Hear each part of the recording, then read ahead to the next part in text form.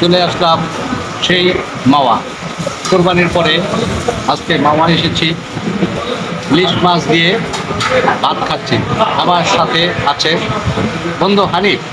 তাকাও বন্ধুগণ, দেখতে পাচ্ছেন আমি সেই মাওয়া আছি এখন। এই যে বন্ধু হানিফকে নিয়ে ইলিশ মাছ খাচ্ছি। আহ, মজা রে, মজা।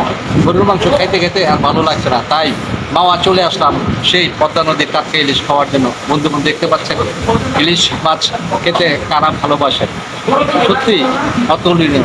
খুব মজা পাচ্ছি, ভালো লাগছে। কোরবানির পর চলে আসছি বন্ধুকে নিয়ে। আমরা এখন বাই বাই রেস্টুরেন্টে আছি।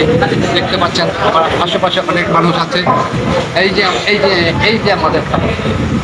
এই যে হানিফ, এখানে তো মাছটা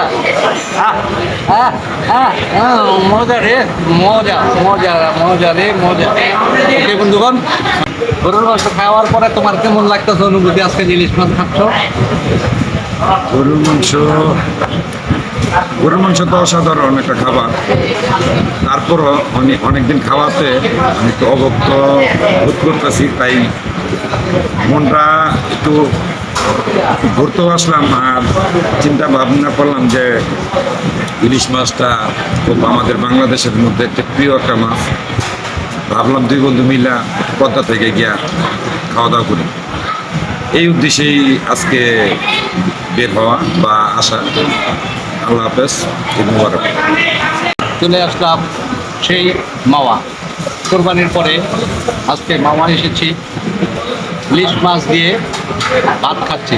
আমার সাথে আছে বন্ধু হানিফ।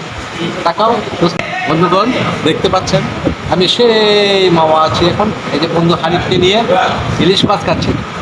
আহ, মজা রে, মজা।